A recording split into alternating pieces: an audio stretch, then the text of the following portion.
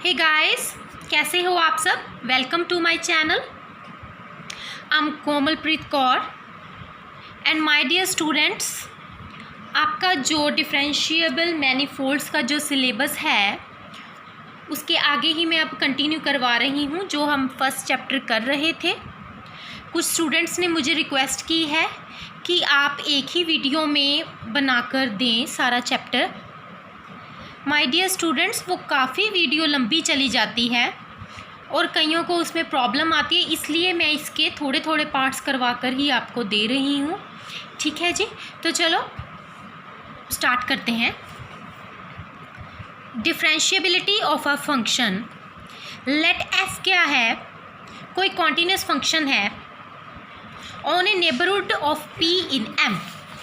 Like M कोई manifold है आपके पास, ठीक है। एम में कोई भी पी पॉइंट है, इसका कोई नेबरहुड होगा, ठीक है। पी का नेबरहुड होगा एम में, समझिए आप। एफ कोई कॉन्टिन्यूस फंक्शन डिफाइन है यहाँ पर, ठीक है जी। नेक्स्ट आप देखो, the point P is contained in some coordinate neighbourhood.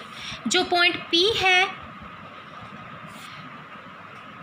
वो क्या है, किसी coordinate neighbourhood U alpha comma xi alpha. मैंने आपको कहा था कोई भी एटलस या कोऑर्डिनेट चार्ट आप उसको ऐसे ही रिप्रेजेंट करोगे, ठीक है जी। You alpha comma xi alpha and the points of you alpha.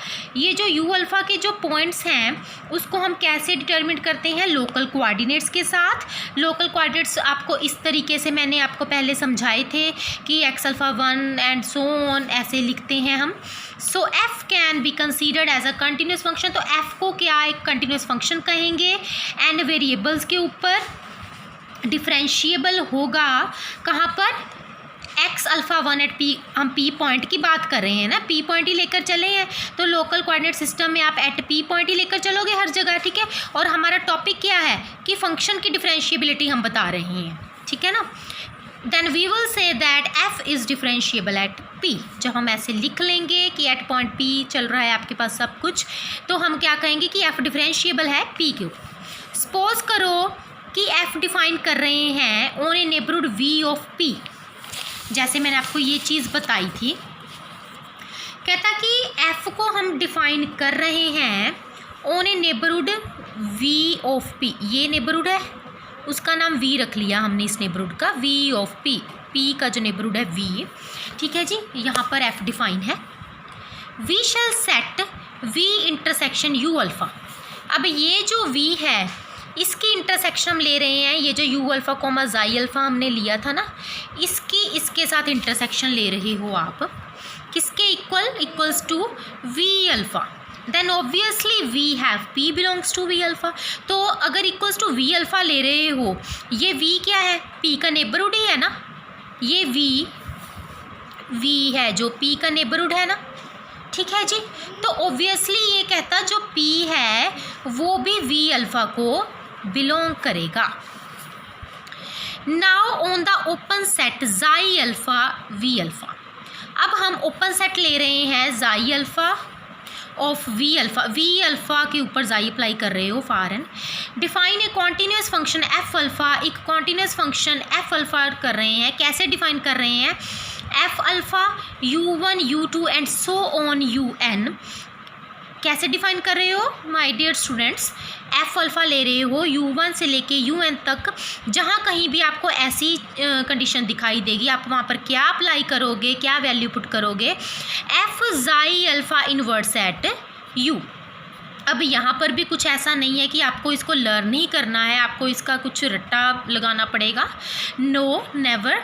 देखो एफ अल्फ़ा यू एट 1 से लेके un तक आपका जा रहा है कि अल्फ़ा के ऊपर ये जो फंक्शन एफ का, उसको हम इस यू वाले कोऑर्डिनेट के ऊपर ले रहे हैं, तो क्या आएगा बाहर, एफ फंक्शन आ चुका है आपके पास। और हम ओपन सेट जाई की बात, जहाँ कहीं भी आप कुछ भी डिफाइन करते होते हो ना, यही चीज़ अगर आपकी अलजेब्रा सब्जेक्ट में भी होती है तो वहाँ पर भी आपको कभी रट्टा नहीं लगाना। आप क्या करते हो, हर एक थ्योरम में याद करने बैठ जाते हो कि इसको कैसे डिफाइन करना था, इक्वल्स टू दिस, ठीक है। कभी नहीं, उसके ऊपर जो भी हम पहले डिफाइन करके आए होते हैं वहीं से ही हम उसको डिफाइन करते हैं।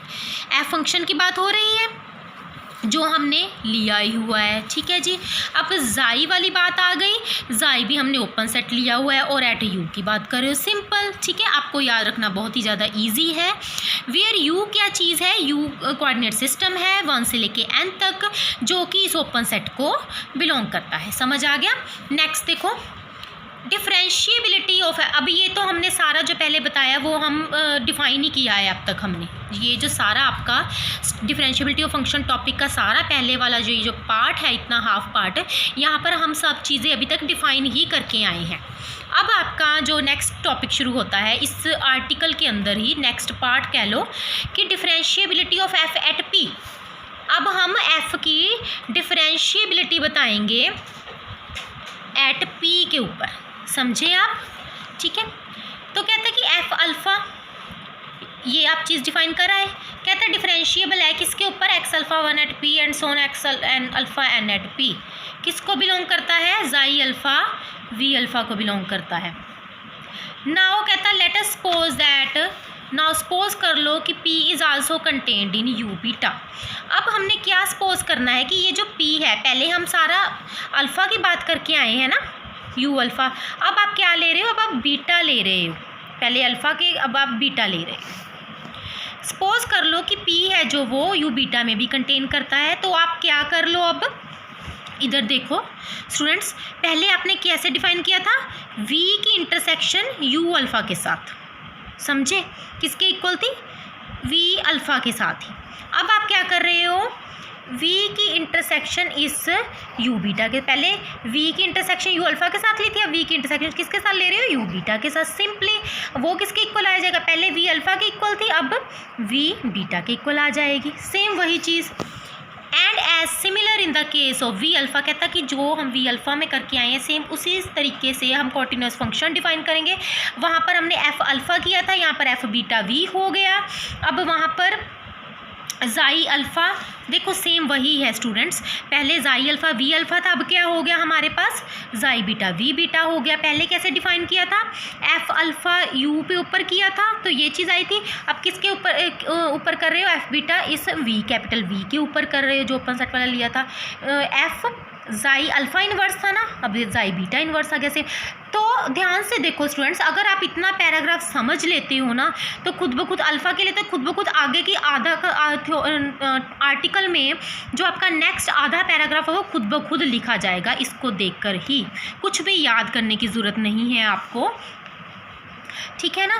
तो सेम ये भी किसको बिलोंग कर गया, जाई बीटा वी बीटा को कर गया, हो गया ना, आपका आधी थ्योरम हो चुकी है आपकी। Now if in the case कि यू किसको बिलोंग करेगा, xi alpha V alpha intersection V beta को, देन हमारे पास क्या आएगा, F beta alpha U equals to.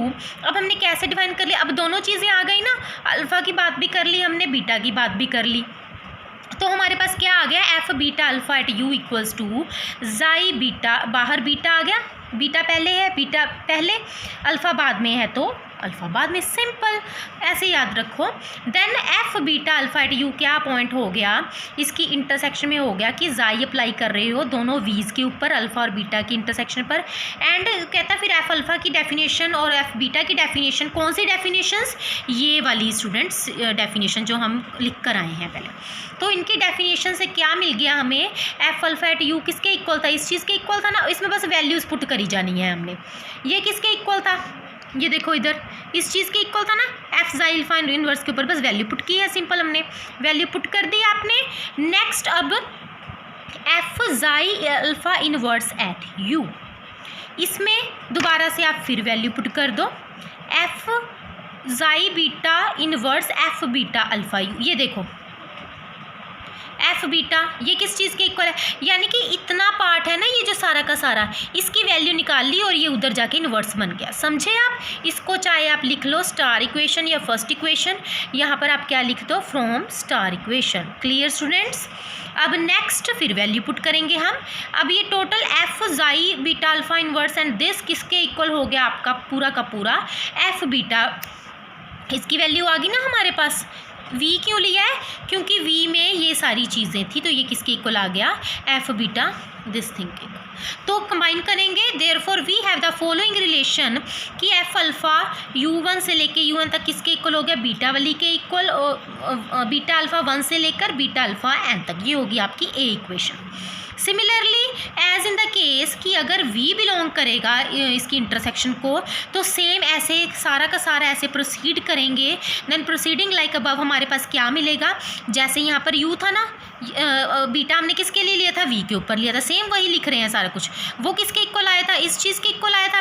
और ये किसके इक्वल आया था? बस जस्ट डिफ्रेंशिएट करने के लिए एफ अल्फ़ा बीटा 1 से लेके बस u की जगह पर हमारे v ओपन सेट आ गए। ये होगी हमारी बी इक्वेशन। और नेक्स्ट हमारे पास क्या आ गया? आल्सो वी मस्ट हैव कि F beta alpha X alpha 1 at P किसके इक्वल है? एक्स अल्फ़ा 1 एट पी के इक्वल। फिर से वैल्यू पुट करेंगे हम सारी की सारी जो पीछे डिफाइन करके आए हैं। अभी ये सारा का सारा है जो किसके ऊपर डिफाइन करते हैं? हम पी पॉइंट के ऊपर लेकर चले थे ना, तो वो पी पॉइंट आ गया। जाई बीटा पी पॉइंट के ऊपर खोलेंगे कोऑर्डिनेट, तो क्या बनेगा? हमारे पास एक्स पॉइंट था इसके अंदर, तो X beta 1 at P and so on N तक हो गया। And in the same manner we also have, हमारे पास क्या आया? F alpha beta X beta 1। Same कहता कि अगर ये आप अल्फ़ा की बात करें, जब अल्फ़ा बीटा के लिए करोगे तो उसमें हमारे पास क्या आ जाएगा? एट पी पॉइंट्स एन तक आ जाएंगे। उसको आप आगे ओपन करोगे तो X alpha 1 at P and so on N तक हो गया। Therefore in the above all discussion we have defined the differentiability. तो कहता कि इस सारे कंक्लूजन से हमारे पास क्या निकला है? सारी थ्योरम से हमारे पास ये कंक्लूजन है कि हम we have defined the differentiability of function F. हमने एफ फंक्शन की डिफरेंशिएबिलिटी डिफाइन की है पी के ऊपर with the help of and by using coordinate neighbourhood use किया। हमने सारा कुछ यही लिया है ना हमने, U alpha xi alpha U alpha U beta V beta and so on, है ना। इट इज़ नॉट नेसेसरी, ये ज़रूरी नहीं है कि जो कोऑर्डिनेट नेबरहुड है यू अल्फ़ा जाई अल्फ़ा वो ही हमेशा लिया जाए। That is we want to say that हम क्या कहना चाह रहे हैं कि जो एफ बीटा वी 1 से लेके एम तक शुड आल्सो भी, वो भी डिफरेंशिएबल हो, यानी कि जो हम बीटा के लिए फंक्शन लिया था ना दूसरा, अगर वो यू के लिए है तो ये वी के लिए भी सारी सेम चीज़ होगी। हाउएवर अगर आप क्या करो स्टूडेंट्स, जैसे इन्होंने ये बुक में पैराग्राफ बनाकर चीज़ दी है ना, आप इसको ऐसे एंड में पॉइंट वाइज भी लिख सकते हो आर्टिकल में ना, उसमें एग्जामिनर को ज़्यादा क्लियर होगा। नाउ इफ़ अगर कि एफ़ अल्फ़ा और बीटा रिलेट करते हैं ए और बी इक्वेशन के साथ, तो f alpha beta at i general ले लिया सारों के लिए, and f alpha beta i only continuous function होंगे यू कोऑर्डिनेट सिस्टम के, और एफ़ अल्फ़ा डिफरेंशिएबल होगा x alpha dash at p n तक। Then it is not necessary, ये ज़रूरी नहीं है कि एफ़ बीटा भी डिफरेंशिएबल हो पी कोऑर्डिनेट नेबरहुड पे। And also conversely we can say कि एफ़ बीटा और एल्फा अल्फ़ा के ऊपर। टू रिमूव दिस डिफ़िकल्टी हम क्या करेंगे कि जो कंडीशन होती है एफ अल्फ़ा बीटा एट आई की और एफ अल्फ़ा बीटा आई की गिविंग द ट्रांसफॉर्मेशन ऑफ, जो लोकल कोऑर्डिनेट्स की ट्रांसफॉर्मेशन देती है, ये जो हमारे सब कोऑर्डिनेट्स नेबरहुड ले रहे हैं वो भी डिफरेंशिएबल होगा अल्फ़ा और बीटा के लिए। देन हम डिफाइन करेंगे differentiable of F independent of the choice of coordinate neighbourhoods. ये आर्टिकल आपका हो गया। नेक्स्ट देखो हमारे पास क्या है, डेफिनेशन। स्टूडेंट्स मैं आपको बार बार कह रही हूँ कि जो सेक्शन ए है वो थ्योरेटिकल है, section B is very very easy, वो थोड़ा न्यूमेरिकल वे में आ जाएगा, जस्ट हमने स्टेप्स ही पुट करने होते हैं। और ये जस्ट आपके पास 40 पेजेस का है ये सेक्शन ए, ठीक है जी, और बहुत ही ज़्यादा छोटा है। कोऑर्डिनेट सेक्शन ए में और भी चैप्टर्स आते हैं, बस ये स्टार्टिंग में है जो वो थोड़ा सा थ्योरेटिकल है। देखो definition, coordinate neighbourhood system of class C R, और या तो हम दो चीज़ें हो सकती हैं, atlas of class C R की डेफिनेशन या फिर coordinate neighbourhood system of class C R की डेफिनेशन। कोऑर्डिनेट नेबरहुड सिस्टम, और मैंने आपको कहा है ना कि और है या तो एटलस या फिर कोऑर्डिनेट नेबरहुड सिस्टम, ये की बात है।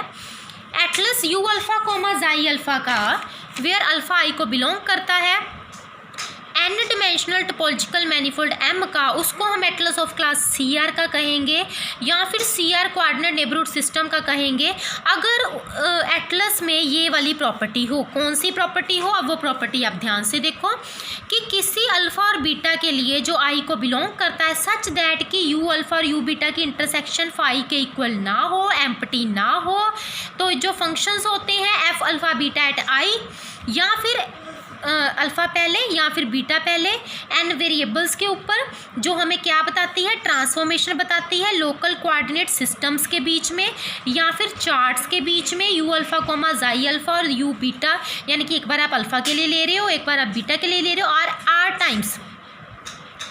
टाइम्स मीन्स ये वाली कंडीशन याद रखो, आर ग्रेटर देन और इक्वल टू 1 कॉन्टीन्यूसली डिफरेंशिएबल होगा किसके ऊपर?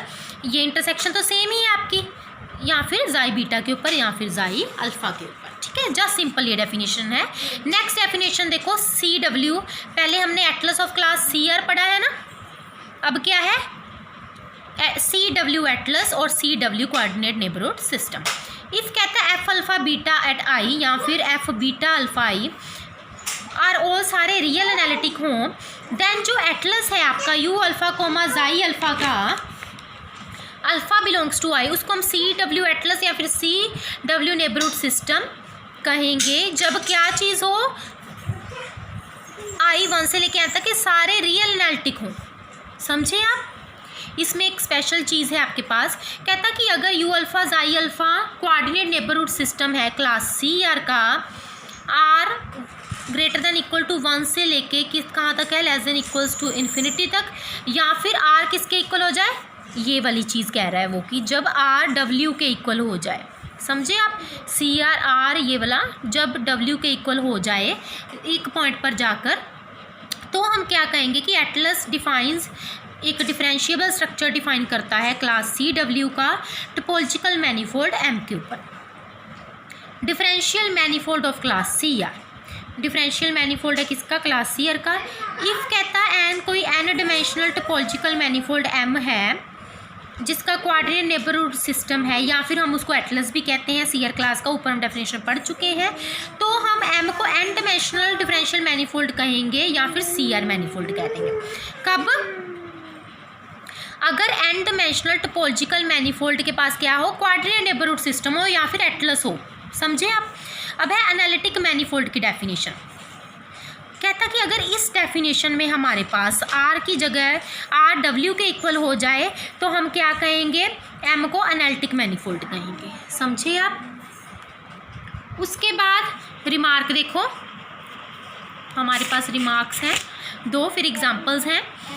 कहता कि अगर एटलस हो क्लास सी आर का is also an atlas of class C S, पहले हमने आर पढ़ा था फिर डब्ल्यू पढ़ा, अब एस आ गया। कहते हैं कि अगर एटलस हो क्लास सी आर का, वो एटलस हो सी एस क्लास का भी किसी एस के लिए, सच दैट कि वो एस आर से लेस देन इक्वल्स टू हो, हैंस सी आर मैनिफोल्ड क्या होगा? सी एस मैनिफोल्ड भी बन जाएगा किसी एस के लिए, सच दैट जब S less than equals to R हो। बस नेक्स्ट रिमार्क क्या है? अब कहता है इस रिमार्क के with respect to particularly analytic manifold और कोई C infinity manifold R C R manifolds होंगे किसी आर के लिए, सच दैट कि आर 1 से लेके इन्फिनिटी के बीच में लाइक है।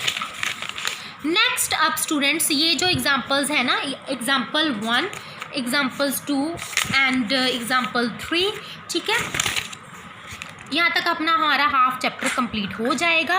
ये जो एग्जांपल्स है ना मैं आपको अभी करवा रही हूँ, ठीक है, बहुत ही ज़्यादा इम्पॉर्टेंट है, एग्ज़ाम में आ जाती हैं। देखो फर्स्ट तो बहुत ही ज़्यादा इजी है, इसमें जस्ट जनरल है। एग्जांपल 1 क्या है कि आर एन को एनालिटिक मैनिफोल्ड प्रूव करना है। एनालिटिक मैनिफोल्ड की अब हमें अभी डेफिनेशन करके आए। एग्जाम्पल का मतलब क्या होता है जब वो प्रूव करने के लिए आती हैं? जो उसमें डेफिनेशन दी हुई होती है, पहले आप क्या किया करो, उस डेफिनेशन को माइंड में लाया करो कि उस डेफिनेशन में क्या क्या पॉइंट्स थे। फिर सेकंड पॉइंट क्या होता है? सेकंड पॉइंट होता है कि ये आर किस चीज़ को प्रूव करना है, तो उस चीज़ को लेकर स्टार्ट करो और एनालिटिक मैनिफोल्ड में जो भी डेफिनेशन में पॉइंट्स आए थे उनको पूरा करते जाओ, तो हमारा वो प्रूव हो जाएगा बस। तो define an atlas on the space R N, जब हम एटलस को स्पेस आर एन के ऊपर डिफाइन करेंगे, we shall take the open covering space R N, हम क्या लेंगे, open covering space R N लेंगे इटसेल्फ, और आई क्या होगी, आइडेंटिटी मैपिंग होगी आर एन से लेके आर एन टू इटसेल्फ तक। Then obviously R N comma I C W coordinate neighbourhood बन जाएगा सी डब्ल्यू एटलस का। बस यही एनालिटिक मैनिफोल्ड की डेफिनेशन भी यही थी कि जब कोऑर्डिनेट नेबरहुड बन जाए या एटलस बन जाए तो वो एनालिटिक मैनिफोल्ड बन गया, सिंपल। अब ये एग्जांपल देखो, बहुत ही ज़्यादा इंटरेस्टिंग है, सिंपल भी है। लेट S1 क्या है, सर्कल है। अब सर्कल गिवन है आपको और XY प्लेन में गिवन है, आर स्क्वेयर गिवन है, सेंटर्ड है ओरिजिन के ऊपर और रेडियस क्या है, यूनिटी है। सेंटर्ड है ओरिजिन के ऊपर, रेडियस यूनिटी है, ठीक है, और सर्कल की बात की गई है, ठीक है जी। XY प्लेन है ना, ये X प्लेन हो गया, ये Y प्लेन हो गया, उसके विद रिस्पेक्ट टू हमने U1 U2 V1 V2 अपने ले लिए। वी आर गिवन दैट कि S1 टोपोलॉजी है, subspace of R square given है ना आपको। हम क्या करेंगे, हम एटलस डिफाइन कर लेंगे, कैसे, हमारे पास XY प्लेन है ना, तो चार चीज़ें ही आएंगी उसके विद रिस्पेक्ट टू 1 2 3 4, है ना, यानी कि U1 U2 V1 V2। अब ये जो U1 है ये एक तो Y पे आ रहा है और U2 किस पे आ रहा है, एक X, दोनों में से एक चीज़ X एक्सिस पे आएगी और एक चीज़ Y एक्सिस पे आएगी, बस उसके विद रिस्पेक्ट टू। अब ये जो U1 है, U1 कहाँ पर पड़ा है, ये देखो Y एक्सिस पे पड़ा हुआ है। ये कौन सी आपकी होती है, y ग्रेटर देन 0 वाला पार्ट होता है ना, ये y ग्रेटर देन 0 आ गया बस।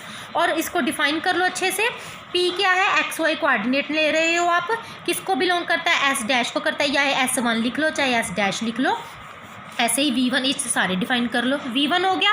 अब V1 कहाँ पड़ा है, y एक्सिस पे पड़ा है, पर ये कौन सा पार्ट होता है, y लेस देन 0 का पार्ट होता है, बस इसको भी डिफाइन कर लो कि p ने पॉइंट है, XY कोऑर्डिनेट है, S डैश को बिलोंग करता है, बस हमने ऐसे ही U2 कहाँ पड़ा है, X एक्सिस पे पड़ा है, ये ग्रेटर देन 0 वाला पार्ट होता है ना, पॉजिटिव पार्ट होता है, बस X ग्रेटर देन 0, ऐसे ही X लेस देन 0 वाला पार्ट हो गया। चारों चीज़ें डिफाइन कर ली, बस यही मेन पार्ट था। Then obviously we have both UIs, कहता दोनों UIs यानी कि U1 U2 और V1 V2 ओपन सेट्स होंगे S1 के, और हमारे पास इनकी इंटरसेक्शन यानी कि सबको मिलाकर हमारे पास S डैश ही बनता है ना, जो दिया हुआ है हमें, इक्वल्स टू S डैश। कहता है दिस इम्प्लाइज कि UI है कौन से, U कौन से हैं, दो ही तो ले रहे हैं हम, 1 और 2 ही ले रहे हैं, ऐसे V में भी 1 और 2 ही ले रहे हैं, बस वही चीज़ लिखी है, I 1 से 2 और V भी 1 से 2, एक ओपन कवर बनाता है S डैश का। नाउ लेट xi और phi मैप्स हैं UI और Vi से लेकर रिस्पेक्टिव किसी ओपन इंटरवल -1, 1 तक। अब -1 और 1 ही क्यों ले रहे हैं हम, क्योंकि एक आपके पास पॉजिटिव पार्ट है, एक आपके पास नेगेटिव पार्ट है। S1 टोपोलॉजी ले रहे हो, आर स्क्वायर स्पेस ले रहे हो, तो पॉजिटिव और नेगेटिव पार्ट अगर हम लें तो उसमें -1 और 1 ही इंटरवल बनता है आपका। दैट इज़ अब आप क्या करोगे, U के लिए आप कौन से ले रहे हो, xi ले रहे हो, V के लिए कौन से ले रहे हो आप, Vi के लिए phi ले रहे हो, ठीक है। U के लिए xi ले रहे हो तो एक xi1 आएगा, दूसरा xi2 आएगा, ऐसे ही V के लिए लोगे एक phi1 आएगा तो phi2, बस सिंपल लिखना है हमने। अब U1 की बात कर रहे हो, -1, 1 कहाँ तक जा रहा है, सबसेट और R तक जा रहा है।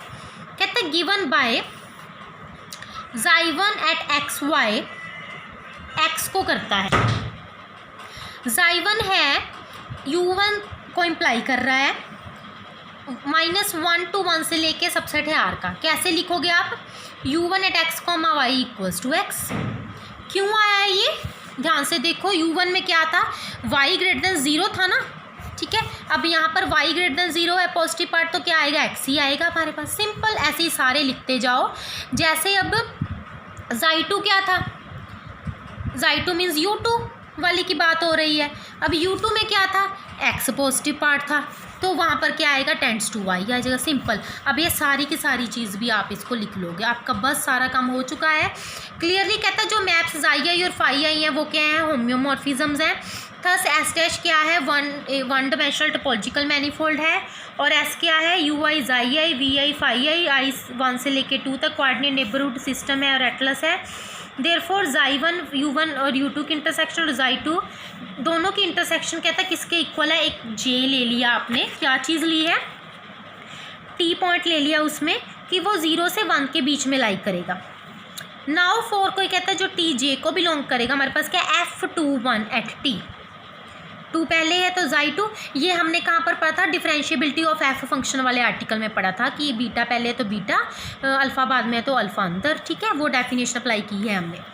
इक्वल्स टू Xi2, अच्छा Xi inverse T, Xi1 inverse at T किसके इक्वल आ गया, टी कोमा वाई के। क्यों आया ये, क्योंकि Xi1 में क्या था हमारे पास, Xi1 में U1 था ना, और U1 में क्या था y ग्रेटर देन 0, तो हमारे पास यहाँ पर y आया है, t comma Y, T point तो लेना ही है t कोमा वाई, तो ये Xi2 t कोमा वाई किसके इक्वल आया हमारे पास,